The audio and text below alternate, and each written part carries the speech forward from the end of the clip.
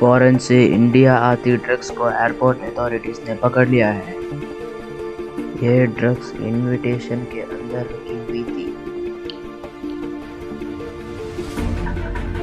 देखा ना आप लोगों ने, क्या है ये? आत्मनिर्भर भारत। प्रधानमंत्री बोलते हैं भाई लोग हम देश को आगे ले जाएंगे, हम चीज़ हम चाहते हैं हम देश में ही बनाएंगे। ओहो, है क्या? ठीक है, बनाएंगे ना, ज़रूर बनाएंगे, यही है आत्मनिर्भर भारत। तो आओ यार, आज के वीडियो में हम देखेंगे। मैंने मेरे पिछले वीडियो में बताया था कि अनिका डी नाम का एक महान ड्रग डीलर है जो इंडिया में बेंगलुरु में पावरफुल वेब बनाकर ड्रग बेचती है। तो हम इस वीडियो में देखेंगे कि वो कहाँ से ड्रग लाती थी, इतना सारा ड्रग्स जो बेंगलुरु को सप्लाई कर सके। और हम दूसरी बात देखेंगे कि इसके पैसे को कैसे ट्रांसफ़र करते थे। और तीसरा बात हम देखेंगे कि टेररिस्ट से क्या लिंक है इन लोगों का टेररिस्ट से क्या लिंक है। और चारवीं बात यह है कि ये ड्रग्स की जो कहानी है ना, एक बाप माँ और एक बच्चों की कहानी है। एक पापा मम्मी और एक बच्चों की कहानी है, ड्रग्स कहानी। तो आओ यार, आज के वीडियो शुरू करते हैं। India drugs reality part 2 with terrorist.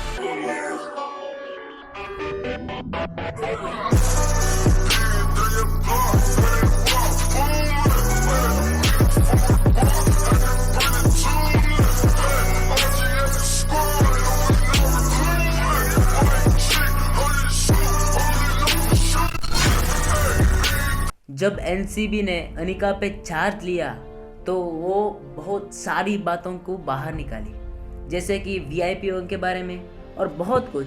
उसमें एक और चीज़ मिला होता। उसने ये भी बोला कि वो ड्रग्स कहाँ से ले आती थी, किस से ले आती थी। वो उसने बोला है कि वो यूरोप से ड्रग मंगाती थी, वो भी कोरियर के द्वारा। वो लोग डार्क वेब के एक वेबसाइट में ड्रग को बुक करते थे और वो ड्रग फॉरेन से यूरोप से इंडिया पहुंचता था बिना किसी रुकेदारी के, बिना किसी रोक के। कोई भी नहीं रोकने वाला था ड्रग्स को। जब यूरोप से इंडिया आता था तो कोई नहीं देखता था। क्या प्राइवेसी है, क्या प्राइवेसी। मैं इसकी शाबाशी देना चाहता हूँ, क्योंकि क्या प्राइवेसी है। अगर एक कंट्री से दूसरे कंट्री ड्रग जा रहा है तो कोई नहीं रोकने वाला है। ना ये कंट्री देखते हैं कि उसके अंदर क्या है, ना वो कंट्री, ये कंट्री या वो कंट्री, वो ही कोरियर एजेंसी भी नहीं देखता है कि उसके अंदर क्या है। क्या प्राइवेसी है। इतनी प्राइवेसी तो बनती नहीं यार। तंत्रज्ञान इसीलिए बनाया गया है ताकि लोगों की जिंदगी आसान हो, ना कि मक्खन की तरह हो। ये तो मक्खन की तरह हो गई है। अगर ऐसा ही कंटिन्यू हुआ ना तो हमें भयंकर भविष्य की किस्मत को अपनाना होगा। क्योंकि आज हम वो लाएंगे ड्रग्स, कल किसको पता एक एजेंसी आ जाए उसमें बंदूकें ट्रांसफर हो जाए, तो किसको पता। और फ्यूचर में ये भी हो सकता है कि एक पर्सन बिना पासपोर्ट के कोरियर बॉक्स में दूसरे देश से ये देश आ सकता है। ये भी हो सकता है। अगर ड्रग्स आता है तो वो क्यों नहीं हो सकता। कोई भी स्कैन करने वाला नहीं है, कोई भी देखने वाला नहीं है, जो चाहे वो आ सकता है। क्या है, सरकार क्या कर रही थी? सो रही थी क्या? अगर सरकार ऐसे ही सोती रही ना तो हमें आगे बहुत कष्ट झेलना होगा, पक्का बहुत कष्ट झेलना होगा हमें। मैंने बोला था कि इससे टेररिस्ट से क्या लिंक है। बहुत लिंक है, बहुत लिंक है। क्योंकि टेररिज्म ये एक ऐसी चीज़ है जिसके लिए कोई फंड नहीं आता है, कोई भी फंड नहीं देता। टेररिज्म इसका मतलब है कि भय को उत्पादन करना, दूसरों को डराना, अमायक लोगों को मारना, किसी और देश में घुसकर वहाँ लाई जनता को अस्त व्यस्त करना। यही होता है इन लोगों का। कौन देता है इन्हें पैसा?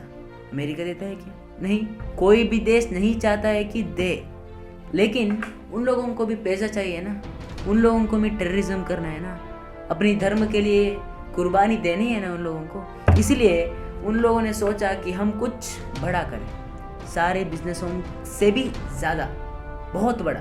वो है ये ड्रग बिजनेस। अफगानिस्तान, आपको पता होगा अफगानिस्तान एक ऐसी जगह है, वो बोली जाती है कि ये हेरोइन का बाप।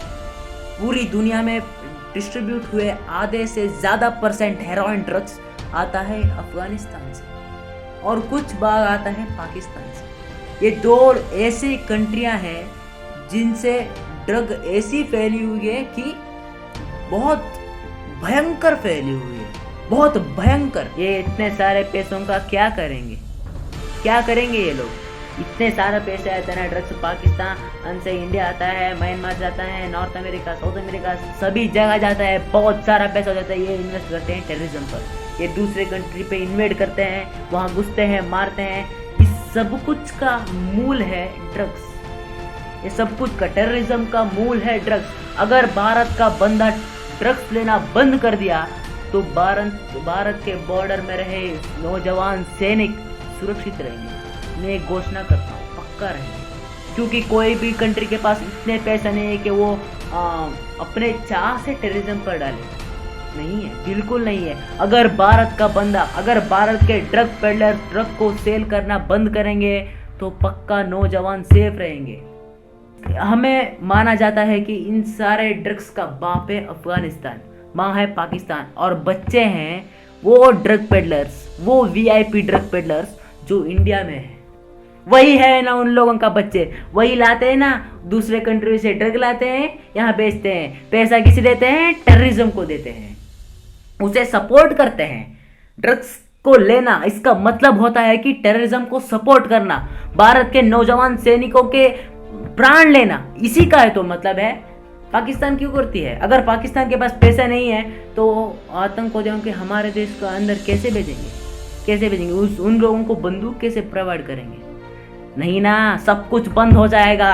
सब कुछ का मूल है हमारा देश। अगर हमारी बॉर्डर में नौजवान सैनिक मर रहे हैं तो उसका कारण ही है ड्रग्स। ये ड्रग्स है ना, जो पॉलिटिशियंस के बच्चे हैं जिनके हाथों में पैसा कांप रहा है, एक हाथ में पैसा, एक हाथ में कुछ भी नहीं है, वो क्या लेंगे? ड्रग्स लेंगे और क्या करेंगे? हमारी नौजवानों के प्राण लेंगे। एक और तरफ मैं आज बोलता हूँ, ये पॉलिटिशियंस है ना, उनके बच्चे हैं ना, वो ही है टेररिज्म के मूल, क्योंकि वो ही जो लोग हैं जो ड्रग्स लेते हैं। और एक वजह है वीआईपीस, वही है जो ड्रग्स देते हैं। ड्रग्स देने और लेने दोनों ही पाप है, पर कौन रोकेगा इन्हें? पुलिस तो कुछ नहीं करने वाली है भाई, जाओ। पुलिस उन्हीं को देखेगी जो हेलमेट नहीं पहना, जो मास्क नहीं पहना है।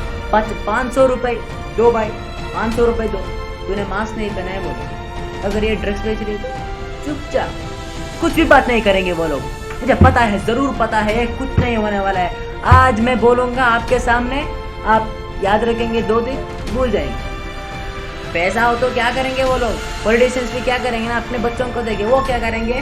ड्रग्स देंगे। वो पैसा किसको जाएगा? टेररिज्म को जाएगा, और हमारे नौजवान मारे जाएंगे।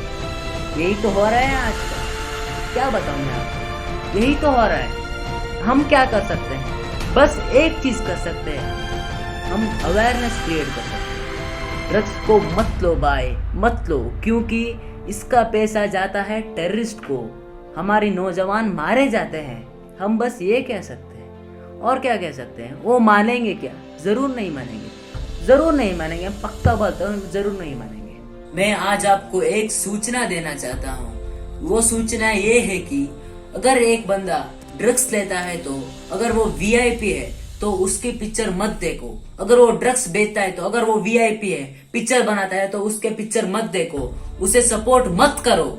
अगर वो पॉलिटिशियन है, उन लोगों के बच्चे देखते हैं, लेते हैं ड्रग्स, तो उसे वोट मत दो, उनके अगेंस्ट प्रोटेस्ट करो, ताकि हमारे देश के नौजवान सेफ रहे। अगर ये पैसा नहीं जाता था उसे, तो वो जरूर सेफ होंगे। उन्हें हिम्मत नहीं होता था, अपने हाथ से कौन देता है पैसा, हमारी पैसे लेकर हमको ही मार रहे हैं वो लोग। 2009 ओके बम्बई अटैक क्या हुआ? हमारे लोग मारे गए, किनकी वजह से? पॉलिटिशियंस की वजह से। बोलते हैं हम इस देश को आगे ले जाएंगे, क्या आगे ले जाएंगे? यही तो है आगे ले जाना।